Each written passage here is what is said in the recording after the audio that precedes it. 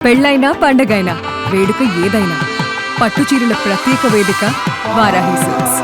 Welcome to it's UTV. నేను మీ నాగరాజ్ బైర్శెట్టిని. కష్టే ఫలి అన్నారు పెద్దలు. ఈ వాక్యము ఖచ్చితంగా మన దివంగత మాజీ ఎంపీ కావూరి సాంబశివరావు గారికి అచ్చుబుద్ధింటే సరిపోతుంది అనమాట. ఎందుకంటే ఒక మధ్యతరగతి సాధారణ కుటుంబంలో జన్మించిన కావూరి సాంబశివరావు గారు చాలా కష్టపడి చదువుకొని వరంగల్ ఆర్ఈసీలో ఇంజనీరింగ్ విద్యను పూర్తి చేశారు. ఆ తర్వాత ఒక ఉన్నత కుటుంబంలో ఆయన వివాహం చేసుకున్న తర్వాత రాజకీయ అరంగేట్రం చేశారు. మామూలుగా సాధారణంగా రాజకీయాల్లో తండ్రులకు వారసులు ఉంటారు. ఇక్కడ కావూరి సాంబశివరావు గారు మాత్రము తన బావకు వారసుడుగా, అంటే మాగంటి అంకినీడు గారికి, అంటే ఆయన కూడా ఎంపీగా పనిచేసిన 5 సార్లు, తన బావకు రాజకీయ వారసుడుగా మచిలీపట్నం నుంచి కూడా ఆయన 1984లో ఎంపీగా పోటీ చేసి తన రాజకీయ అరంగేట్రాన్ని బావకు రాజకీయ వారసుడిగా వచ్చారు. ఆయన కూడా బావ తరహాలోనే 5 సార్లు ఎంపీగా గెలిచి రికార్డు సృష్టించారు. రాజకీయాల్లో బిజీ అయిపోయిన తర్వాత కూడా మరోవైపు, అంటే ఎవరైనా రాజకీయాలకు వస్తే ఇక రాజకీయాల నుంచి సంపాదించుకోవాలని చూస్తారు తప్పితే కూడగొట్టుకోవాలని చూస్తే, అలా కాకుండా ఒకవైపు రాజకీయం అంటే సర్వీస్ అనుకుని మరోవైపు వ్యాపార విద్య ఎదగాలని ప్రోగ్రెసివ్ కన్స్ట్రక్షన్ కంపెనీని ఏర్పాటు చేసి రియల్ ఎస్టేట్ రంగంలో కూడా కావూరి సాంబశివరావు గారు తనదైన స్థాయిలో ఎదిగిపోయారు. ఒకవైపు రాజకీయం, ఒకవైపు వ్యాపారాలు బిజీగా గడిపిన ఆయన, అంటే 2014 తర్వాత బీజేపీలో చేరినప్పటికీ కూడా రాజకీయ సమీకరణ నేపథ్యంలో చాలా సైలెంట్ అయిపోయారు. ఇంతకాలం అంటే బీజేపీలో సైలెంట్గా ఉన్న ఆయన ఇక అంతే సైలెంట్గానే గత 2 రోజుల క్రితం మనందరినీ వీడి మన మధ్య నుంచి వెళ్ళిపోయారు. అలాంటి కావూరి సాంబశివరావు గారు ఒక నిబద్ధత గల నాయకుడు, ఒక మంచి వాల్యూస్ గల నాయకుడు, ఒక డిగ్నిఫైడ్ నాయకుడు మన మధ్య లేడు అన్న నిజాన్ని ఇప్పటి వరకు ఆయన అభిమానులు కావచ్చు, ఆయన కుటుంబ సభ్యులు కావచ్చు, ఎవరు కూడా జీర్ణించుకోలేకపోతున్నారు. అలాంటి వ్యక్తి గురించి ఈరోజు మనం డిస్కస్ చేసుకోవడానికి ఈరోజు నాతో పాటు ఇట్స్ యూటీవీ స్టూడియోలో ఉన్నారు ఛానల్ CEO శివరాచార్య గారు. నమస్తే రాచార్య గారు. ఓకే, కావూరి సాంబశివరావు గారు ఎక్కడ కూడా నాకు తెలిసి రాజకీయ పరంగా ఎప్పుడు కూడా ఆయన గురించి నేను కాంట్రవర్సీ వినింది లేదనమాట. 5 సార్లు ఎంపీగా కూడా అందరూ మనం వింటుంటాం అనమాట. తండ్రులకు వారసులుగా వస్తుంటారు, కొడుకులు వారసులుగా వస్తుంటారు, కొడుకులు లేకుండా మన వాళ్ళన్నా వారసులుగా వస్తారు. కానీ బావకు వారసుడుగా వచ్చిన ఏకైక వ్యక్తి నాకు తెలిసి కావూరి సాంబశివరావు గారు ఉంటారు, మాగంటి అంకినీడు గారికి. అది పిల్లలు ఉన్నది కూడా, బావగారి పిల్లలు ఉన్నా కానీ పిల్లలు ఈయనని వారసుగా ఇచ్చాడు. తన చెల్లిని ఇచ్చినందుకు రాజకీయానికి కూడా తన సీటును కూడా బావమరిదికి ఇచ్చేసినట్టుగా ఉంది. అసలు కావూరి సాంబశివరావు గారి గురించి మనం చెప్పుకోవాలంటే అసలు ఆయన కుటుంబ నేపథ్యము ఏంటి, అసలు ఈ తరం వాళ్ళకి అంటే ఇప్పుడున్న జనరేషన్ పెద్దగా తెలియకపోవచ్చు. అసలు మీరేం చెప్పదలుచుకున్నారు ఆయన గురించి? అంటే కావూరి అంటే కార్యసాధకుడు. ఓకే, ఈ మాట చాలా సింపుల్గా చెప్పేది కాదు. కావూరి అంటే కార్యసాధకుడు. కావూరి గారు రాజకీయం ముఖ్యంగా 96 ఎన్నికల నుంచి గమనిస్తూ ఉన్నాము. 96 నుంచి 2009 ఈ ఎన్నికల్లో ఆయన చేసిన రాజకీయ చతురత, చాణక్యం, ఆయన టికెట్లు ఇప్పించుకొని గెలిపించిన సీట్లు, అంటే టీడీపీ ఆవిర్భావం తర్వాత కాంగ్రెస్ ఒక్కసారి కూడా గెలవని సీట్లు కొన్ని ఉన్నాయి. ఉదాహరణకు చింతలపూడి, దిందుకు లాంటి సీట్లు, అలాంటి చోట్ల.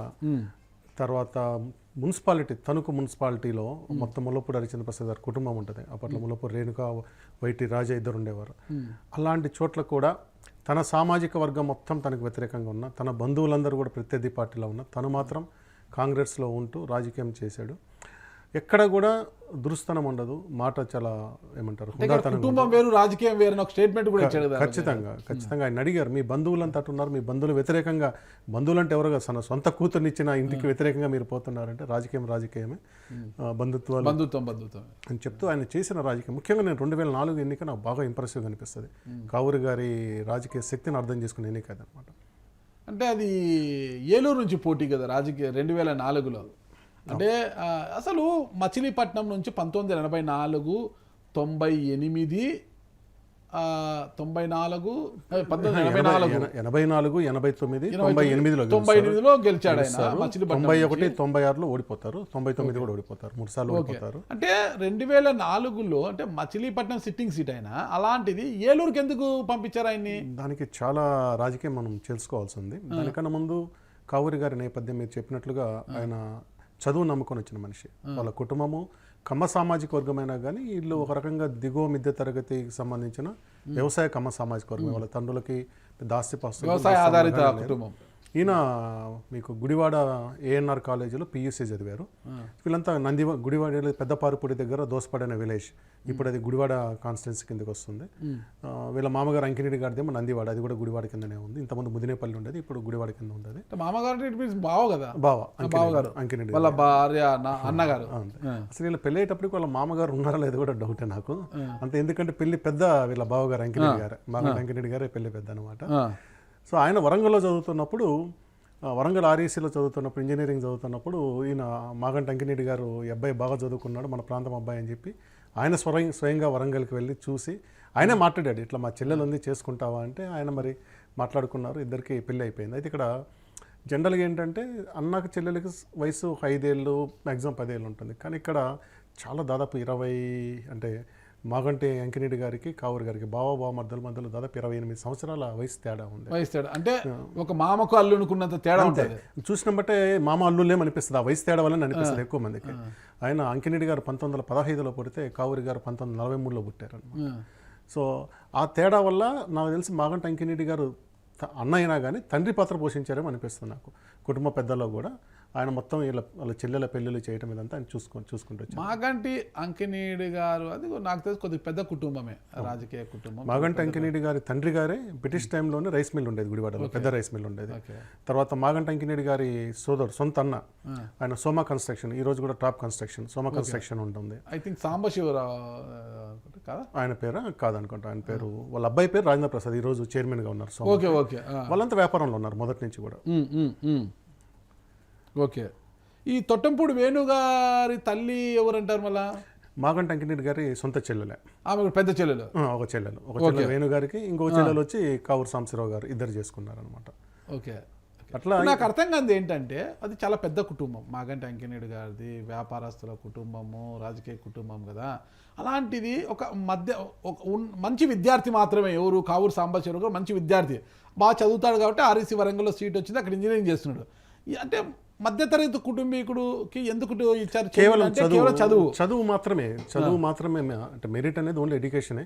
ఆస్తులు వ్యాపారాలు ప్లస్ రాజకీయాల మీద పెద్ద ఆయన చూసుకోలేదు. ఇప్పుడు చౌదరి గారు అంతా అలాగే చూసేది మామూలుగా. ఇప్పుడు చౌదరి గారని ఎవరైనా కానీ ఎంత ఆస్తులు ఉన్నాయని చూస్తారు, కానీ ఆ రోజు అంకిరెడ్డి గారు మాత్రం అట్లా కాదు, నాకు చదువుకున్న అబ్బాయి కావాలని చెప్పి తీసుకొచ్చుకున్నారు.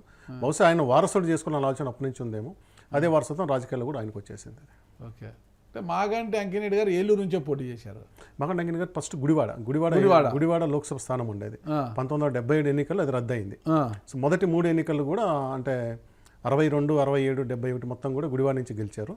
గుడివాడ రద్దయిన తర్వాత మచిలీపట్నంకి వచ్చేసి మనకు 77, 80లో గెలుస్తారు ఆయన.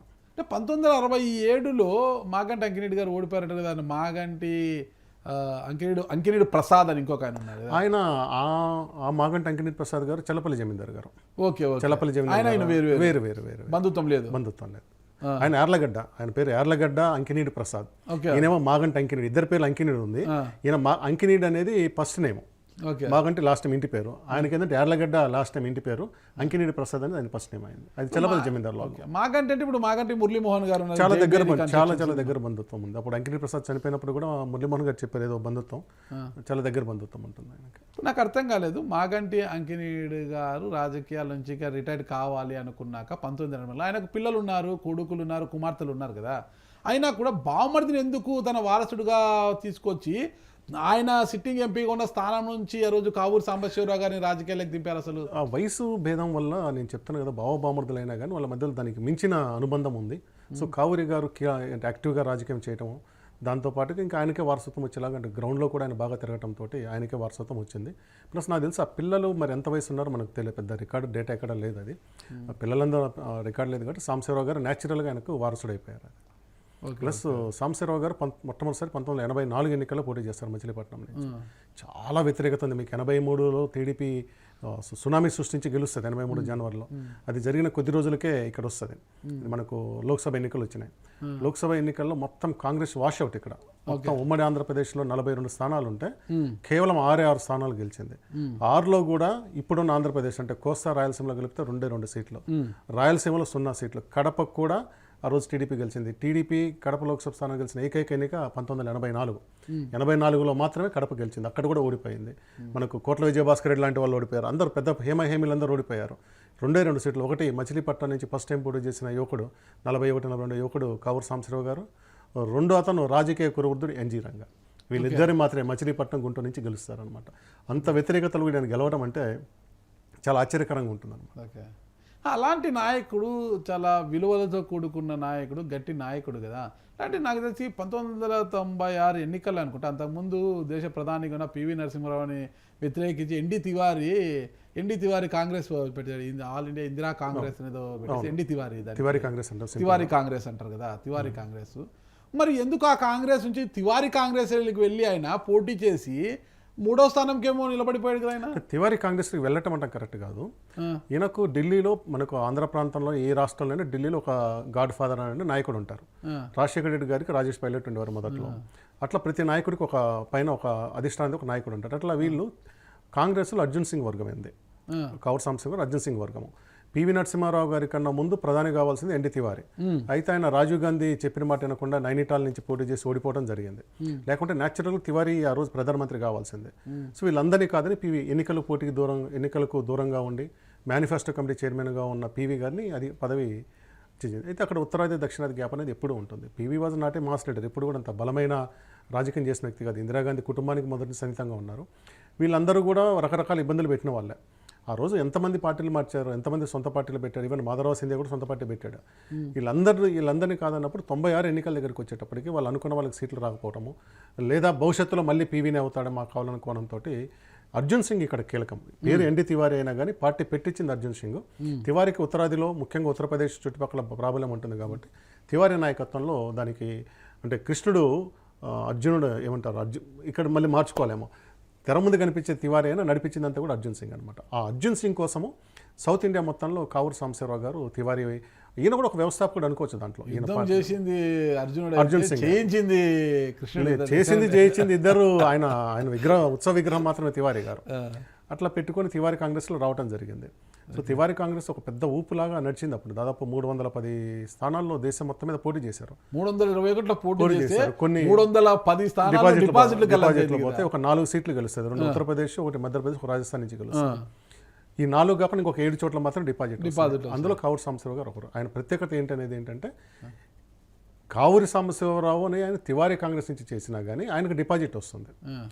తర్వాత ఎన్టీఆర్ టీడీపీ లక్ష్మీపార్తి వర్గం ఆ పోటీ 96 అంటే ఎన్టీఆర్ గారు 95లో చనిపోయిన తర్వాత మొదటి ఎన్నిక ఆ ఎన్నికల్లో ఎన్టీఆర్ లక్ష్మీపార్తి వర్గానికి మంచి ఓటు ప్యాకింగ్ దాదాపు 18% దాకా వచ్చింది. అది గెలవలేదు కానీ ఎన్టీఆర్ గారు కుమారుడు జయశంకర్ కృష్ణ శ్రీకాకుళంలో 2nd ప్లేస్ వచ్చారు.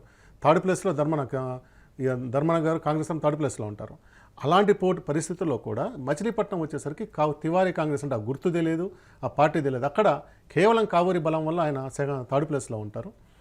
4th ప్లేస్లో ఎన్టీఆర్ టీడీపీ ఉంటుంది. అది ఎలా సాధ్యం అండి అసలు? ఎన్డీ తివారీ అంటే మన దక్షిణాదిలో పెద్దగా తెలియదు, ముఖ్యంగా మన ఆంధ్రప్రదేశ్ ప్రజలకు పెద్దగా పరిచయం లేని వ్యక్తి. ఆయన గవర్నర్కి వచ్చి ఇక్కడ వివాస్పాదం అయిపోయిన తర్వాతనే తివారీ పేరు తెలుసు, కానీ అంతకుముందు తివారీ ఎవరికి తెలుస్తుంది? ఎన్డీ తివారీ అనేది అంత అప్పుడు వీడియోగ్రాఫర్లు దానివల్ల తెలియని వ్యక్తి ఎన్డీ తివారీ అనేది.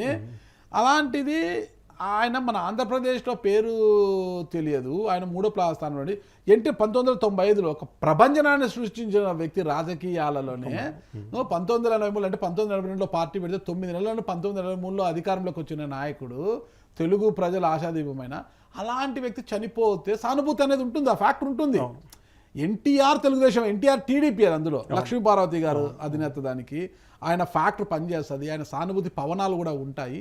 అలాంటిది లక్ష్మీపార్వతి ప్లస్ ఎన్టీఆర్ సొంత ఊరు నిమ్మకూరు వచ్చే లోక్సభ స్థానం అది.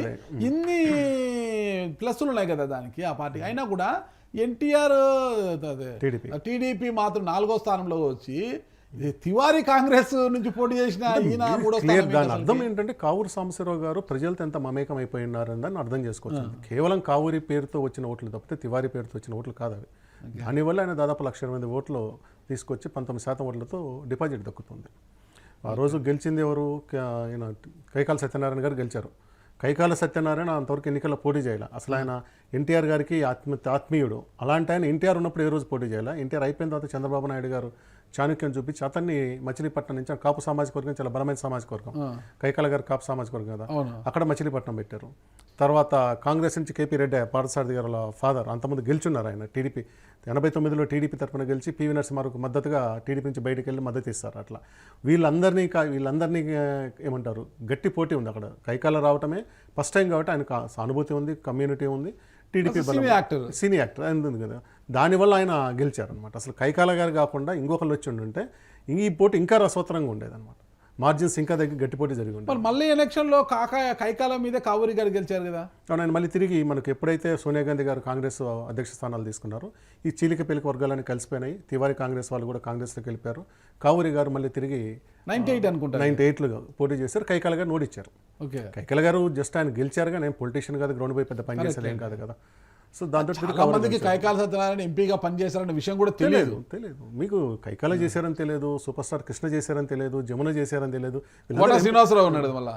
కోట శ్రీనివాసరావు గారు అంటే ఇప్పుడు ఆయన ఎమ్మెల్యేగా చేస్తున్నారు. ఆయన 99లో ఎమ్మెల్యేగా చేస్తున్నారు. మళ్ళీ ఆయన అసలు ఎమ్మెల్యే అని ఎవరికి తెలియదు. ఇంతమంది ఉన్నారు రాజకీయ నాయకులు, అంటే సినీ యాక్టర్లు రాజకీయాల్లో అలా వచ్చి అలా ఎన్నిక వచ్చిన వాళ్ళు ఉన్నారనమాట. కైకాల గారు అంతే వన్ టైం. అంటే కోట శ్రీనివాసరావు గారు కూడా ఒక వన్ టైమే కదా. అంతే, ఆయనకి అవకాశం ఆయన బీజేపీ తరఫున గెలిచారు కాబట్టి ఇంకా తర్వాత ఆయనకి పెద్ద సీరియస్. వీళ్ళందరి విషయాలు కూడా చాలా మందికి తెలియదు. మరి ఇక్కడ నుంచి మరి అక్కడికి వెళ్ళారు ఆయన. ఏలూరు వెళ్ళినా కూడా అక్కడ కూడా అదే. ఏలూరు వెళ్ళటానికి ఒక ప్రాతిపదిక ఉంది. 99లో కావూరి గారు ఓడిపోయారు. 99 ఎన్నికల్లో కూడా నేను 84లో ఎట్లయితే కాంగ్రెస్కి 6 సీట్లు చెప్పాను, 99లో 5 వచ్చినాయి. అక్కడ కూడా అసలు చంద్రబాబు నాయుడు గారు ఆశ్చర్యం చేస్తారు, ఏంటి ఒంగోలులో మాగంట కుటుంబం ఓడిపోయిందా, కర్నూలులో కోట్ల కుటుంబం, అనంతపురంలో అనంత కుటుంబం, ఇన్ని కుటుంబాలు ఎట్లా ఓడిపోయినాయి ఆయన ఆశ్చర్యపోతారు అనమాట. అప్పుడు 99లో 5 సీట్లు గెలుస్తాయి. అక్కడ కావూరి సాంబశివరావు గారు మచిలీపట్నం నుంచి ఓడిపోయినారు.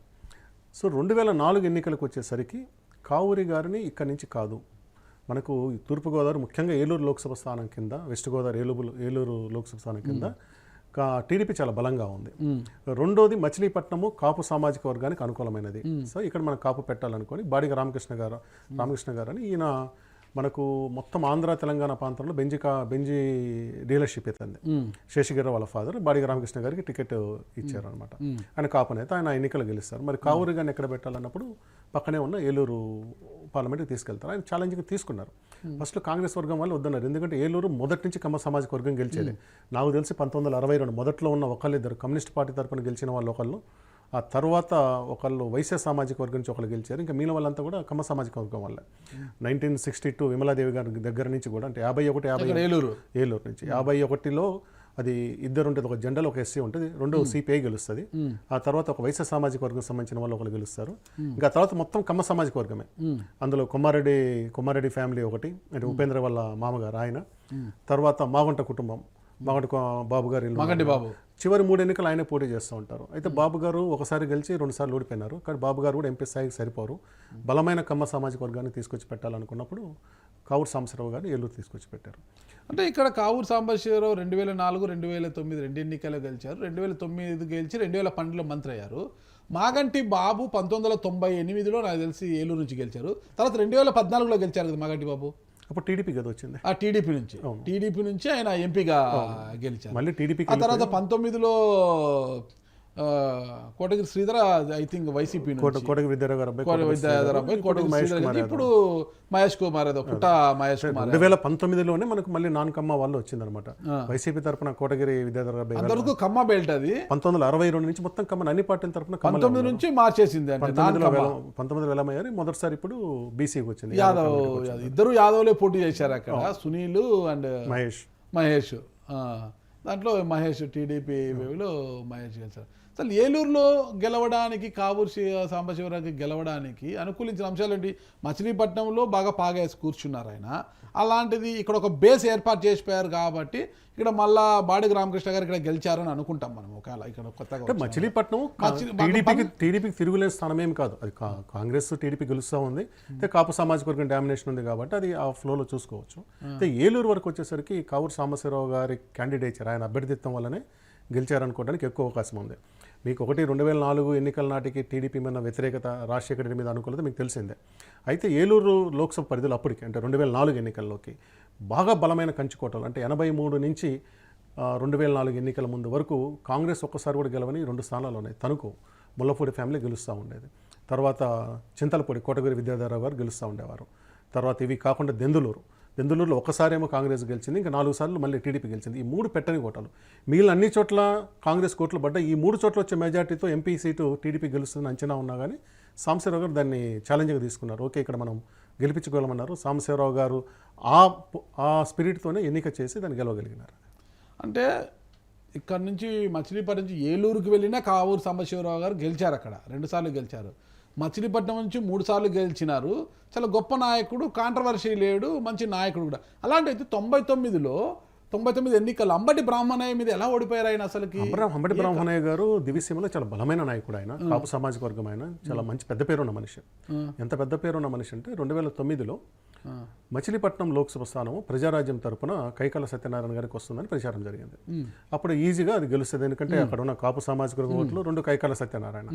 సో ఆయన అటు పోనీయకుండా ఆ రోజు టీడీపీ అడ్డుకుంది. మరి ఇక్కడ ఎవరిని అడ్డుకట్ట వేయాలంటే మళ్ళీ తిరిగి అంబటి బ్రాహ్మణయ్య గారిని తీసుకొచ్చి క్యాండిడేట్గా పెట్టింది అనమాట. అంత బలమైన నాయకుడు ఆయన. సో అంబటి బ్రాహ్మణయ్య గారు కావటం వల్ల అక్కడ గెలవటం జరిగింది. ఆయన కావూరి సాంబశివరావు గారు ఒకవైపు రాజకీయాల్లో యాక్టివ్ అయిపోయారు.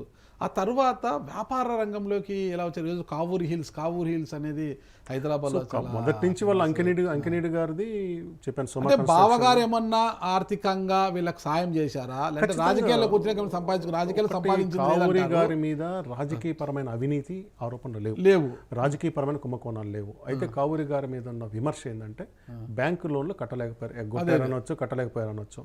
ప్రోగ్రెసివ్ కన్స్ట్రక్షన్ పేరుతోటి వాళ్ళు చేసిన అనేక పనులు ఆగిపోయినాయి. అది డిఫాల్ట్ అయింది. చివరికి వాళ్ళ అమ్మాయి శ్రీవాణి గారిని బాంబే ఎయిర్పోర్ట్లో కూడా పోలీసులు అరెస్ట్ చేయడం జరిగింది అన్నమాట.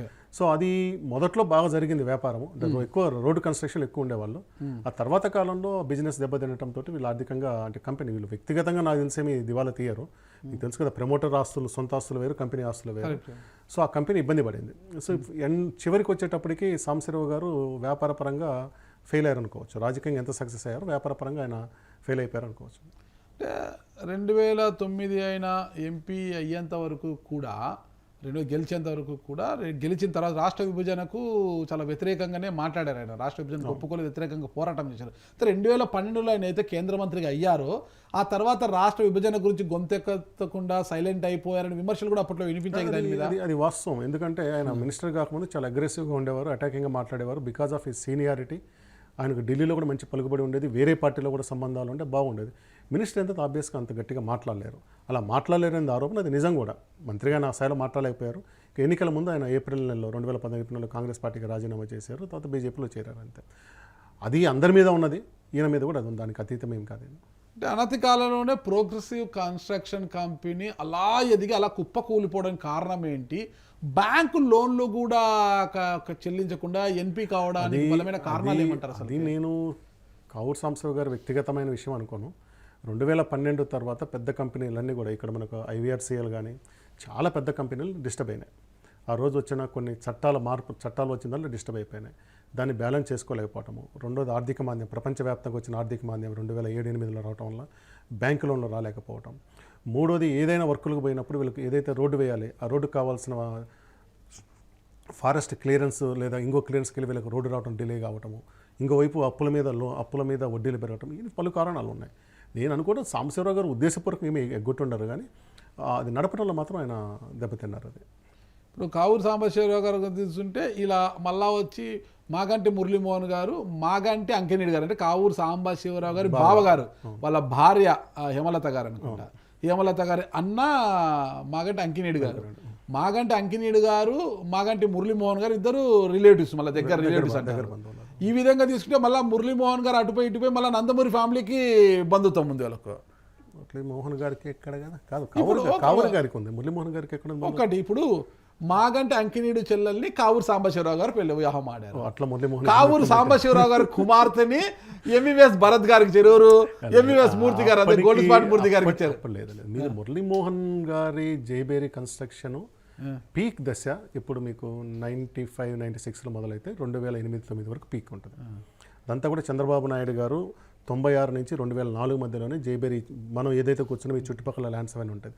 అప్పటికి వీళ్ళ మధ్యలో బంధుత్వం లేదు. భరత్ పెళ్ళైంది తర్వాత రోజుల్లో కదా, ఎట్లయినా బంధుత్వమే కదా. బంధుత్వానికి సంబంధం లేకుండానే చంద్రబాబు నాయుడు గారితో అత్యంత ఆత్మీయుడు, అత్యంత సన్నిహితం ఉంది. మురళీమోహన్ గారు. మురళీమోహన్ గారు కూడా రాజకీయంగా ఒక దురదృష్టవంతుడు.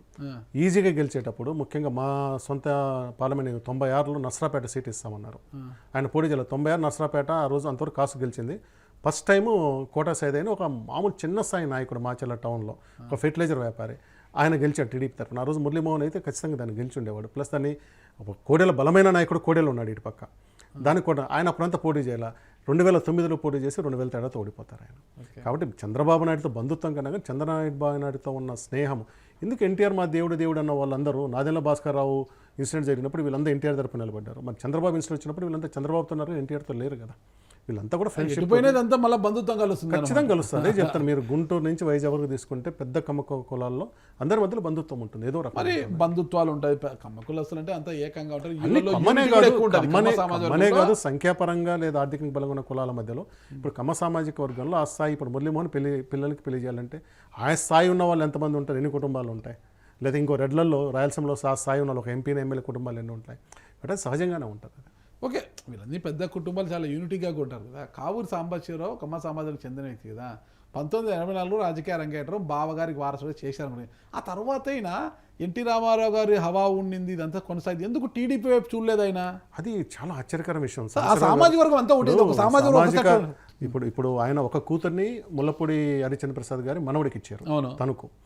83 నుంచి మనకు 2004 ముందరకు వాళ్ళే. ఇప్పుడు ముల్లపూడి రేణుక ఉంది కదా, ఆ అమ్మాయి సాంబశివరావు గారి అమ్మాయి, ఇద్దరు తోడికోడలు, అంత దగ్గర బంధుత్వం వల్ల అక్కడ మారలేదు. 2005లో మున్సిపల్ ఎన్నికలు జరిగినప్పుడు సాంబశివరావు గారు ఏలూరు ఎంపీగా ఉండి తనకు మున్సిపాలిటీ ఫస్ట్ టైం కాంగ్రెస్ గెలిపిస్తారు. అక్కడ డైరెక్ట్గా వాళ్ళ కూతురుతోనే ఢీ కొట్టినట్టు అనుకోవాలి. వాళ్ళ అల్లుడు వాళ్ళు అక్కడ అంత ముల్లపూడి కుటుంబం టీడీపీ నడిపింది కదా, వాళ్ళ ఢీ కొడతారు. తర్వాత ఇంకొకళ్ళ అమ్మాయి వచ్చేసి ఎంవీఎస్ మూర్తి గారి అబ్బాయి, అంటే భరత్ గారి తల్లి గారు, ఆయన దాదాపు 91 నుంచి ఇక్కడ రాజమండ్రి వైజాగ్లో ఎంపీగా పనిచేస్తున్నారు. గీతం యూనివర్సిటీ పెట్టుకున్నారు. ఇంత దగ్గర బంధుత్వం ఉంది. వాళ్ళిద్దరి వైపు ఆయన ఇప్పుడు పోలేదు. ఆయన అంటే నా పార్టీ కాంగ్రెస్ పార్టీ, మీరు బంధువులు అంటే బంధువులుగా ఉండండి అనుకుని ఆయన అట్లా చేసుకుంటూ వచ్చారు. అసలు ఎందుకు టీడీపీ వెళ్ళలేదంటారు? అసలు వాళ్ళ బంధుత్వాలు పక్కన పెడదాం మనము. కమ్మ సామాజిక వర్గము, ఎన్టీ రామారావు గారు ఒక పక్క. ఓకే, మరి ఎందుకు అంటే ఎన్డీ తివారీ పార్టీ నుంచే పోటీ చేసిన సాంబశివరావు ఎన్డీ తివారీని వేరే పార్టీ అనుకోవడానికి లేదు. కాంగ్రెస్లో చీలిక వర్గం మనకి స్టిల్ కాంగ్రెస్లో చీలిక వర్గం మనకి. టీడీపీ అట్లా కాదు కదా, టీడీపీ వేరే పార్టీ కదా. మరి అదే టీడీపీలోకి ఎందుకు వెళ్ళలేదు, ఏంటి టీడీపీ నచ్చలేదా, అలాంటి ఎందుకు అనేది మనకు అంటే సాంబశివరావు గారు క్రియాశీలకంగా ఉన్నారు. ఏదో 1-2 సార్లు ఓడిపోయినా, ఇప్పుడు 96లో ఓడిపోయారు. అదంతా మళ్ళీ ఒక సంవత్సరానికి ఎన్నిక వచ్చింది. 99లో ఓడిపోయినారు. కానీ ఆ రోజు టీడీపీకి సాంబశివరావు అవసరం లేదు, వాళ్ళు బలంగా ఉన్నారు కదా, సాంబశివరావు తీసుకొని వచ్చి ఉంటారు వాళ్ళు. ప్లస్ వాళ్ళు అంత ప్రయత్నం కూడా చేసి ఉంటారు. ఈయన యాక్టివ్గానే ఉన్నారు. ఇంకా 2004 నుంచి మళ్ళీ కాంగ్రెస్ 2004-2009 గంటల్లో ఆయన కాంగ్రెస్లో ఉన్నారు. అంటే నేను అనుకోవటం ఏంటంటే ఆయన ఉద్దేశపూర్వకంగానే సిద్ధాంతపూర్వకంగానే టీడీపీకి వ్యతిరేకంగా ఉన్నారు, కాంగ్రెస్లో మిగిలిపోయినారు ఆయన. ఇప్పుడు ఓకే, 2014 వరకు కాంగ్రెస్ పార్టీలో ఉన్నారు ఆయన. రాష్ట్ర విభజన అనంతరము ఆయన ఇంకా బాధపడేదో బీజేపీలోకి చేరారు. అంటే ఒకవేళ కాంగ్రెస్ పార్టీలో ఉన్న పార్టీ మారలేదన్నా చీలిక వర్గం నుంచి ఆయన పోటీ చేసేవారు అనుకోదు. తివారీ చీలిక కాంగ్రెస్ పార్టీలో ఒక చీలిక వర్గం నుంచి ఆయన పోటీ చేశారనేది మనం అంటాం. అంత స్ట్రిక్ట్గా టీడీపీలోకి కూడా వెళ్ళని కావూరు సాంబశివరావు గారు 2014 బీజేపీలోకి ఎందుకు వెళ్ళారు? వెళ్ళి పోటీ చేసింది లేదు, యాక్టివ్గా ఉండింది లేదు. కావూరు సాంబశివరావు అంటే బీజేపీ అనడం తప్పితే అంతకు మించి ఏముండదు. మరి ఎందుకు వెళ్ళినట్టు బీజేపీలోకి? నేను అనుకోవటం ఈ ఆర్థిక ఇబ్బందులు, బ్యాంకుల ఒత్తిడి నుంచి ఏమైనా కొంచెం రిలీఫ్ కోసం ఏమైనా ఆలోచించుకున్నారేమో అనుకోవాలి. అంత మించి వేరే రాజకీయ కారణం ఏముండదు. వ్యాపారం దెబ్బతైన ఉంది, డిఫాల్ట్ అయి ఉన్నారు, చాలా కేసులు వస్తున్నాయి. వాళ్ళ అమ్మాయి మీద కూడా నాన్ బెయిలబుల్ వారెంట్ వచ్చిందని చెప్పాం కదా, కొంత ఏమైనా ప్రొటెక్షన్ వస్తుందేమో అనుకొని పోయి ఉంటారు. అంత మించి పెద్ద ఎందుకు వ్యాపారాలు ఎలా దెబ్బతిన్నాయంటారు? అసలు బలమైన చెప్పాను కదా, ఆ రోజు వచ్చిన చట్టాలు మార్చడం ఒకటి, 2 ఆర్థిక మాంద్యమము, లోన్లు సరైన టైంలో లోన్ రాకపోవటము, వడ్డీలు పెరగటము, పనులు అనుకున్న స్థాయిలో జరగకపోవటము.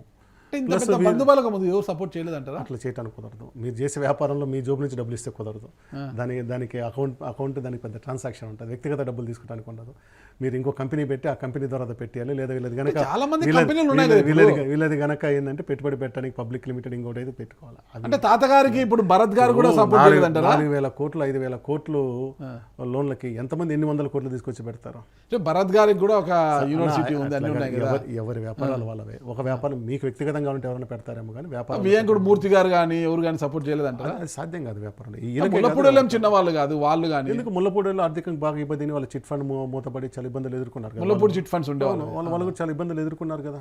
పాపం హరిచంద్ర ప్రసాద్ గారికి ఉన్న మంచి పేరు ఆ టైంలో వాళ్ళు కూడా ఇబ్బంది పడ్డారు కదా. అదంతా ఆయన చివరి దశలో ఆర్థిక కష్టాలను చూసే వెళ్ళారు ఆయన. అంటే ఆయన అంటే ఇక్కడ వ్యక్తిగతంగా కాదు చెప్పొచ్చు, కానీ వ్యాపారపరమైన ఆర్థిక ఇబ్బందులు చూశారు, ఆ ఒత్తిడిని ఎదుర్కొన్నారు. అంటే మధ్యతరగతి కుటుంబంలో పుట్టారు, ఆ కష్టాలు చూశారు, ఆర్థిక సుడిగుండంలో పడ్డప్పుడు ఈ కష్టాలు కూడా చూశారు ఆయన. ఖచ్చితంగా దానికన్నా ఇది చాలా ఇబ్బందికరంగా ఉంటుంది. అక్కడ ఏంటంటే తిండికి గుట్టక లేని వాళ్ళు ఏం కాదు, మామూలుగా ఉన్నారు. ఇక్కడ ఏంటంటే ఇన్ని వేల కోట్లను డీల్ చేయటము, ఈ వ్యాపారం నడపటము, బిల్లులు చెల్లించడం, ఇది ఎక్కువ ఇబ్బందికరమైన పరిస్థితి. ఓకే, ఏంటి అసలు కావూరు సాంబశివరావు గారు 3 days అయింది ఈరోజు ఆయన చనిపోయి. లేదు, నిన్న చనిపోయారు. నిన్న చనిపోయారు. కానీ కావూరు సాంబశివరావు గారు లేరు అన్నట్టుగా 2 రోజులు ముందే ప్రకటించారు. మళ్ళీ లేదని వాళ్ళ కుటుంబ సభ్యులంతా ఖండించిన తర్వాత టీవీలలో స్క్రోలింగ్ని వాటిని అంతా కూడా ఆపేశారు.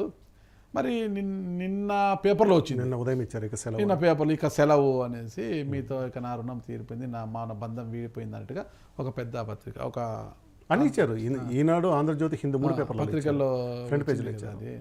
అది అంటే మొన్న రాత్రి చనిపోయారు ఆయన. లేదు, ఇక్కడ చిన్న అంటే మరి వాళ్ళ ఆలోచన అయితే మనకు స్పష్టంగా తెలియదు కానీ మీడియా ఒక సీనియర్ నాయకుడు అంటే వయసు రీత్యా పెద్దవాళ్ళు అయినప్పుడు హాస్పిటల్లో పోతే కొంచెం తొందరపడి చనిపోయినారని ప్రకటిస్తూ ఉంది. అది కాదు అని క్రమనిచ్చిన తర్వాత మళ్ళీ దాన్ని తీసేస్తూ ఉంది. ఈ మధ్య కాలంలో చాలా మంది విషయంలో జరిగింది ఇది.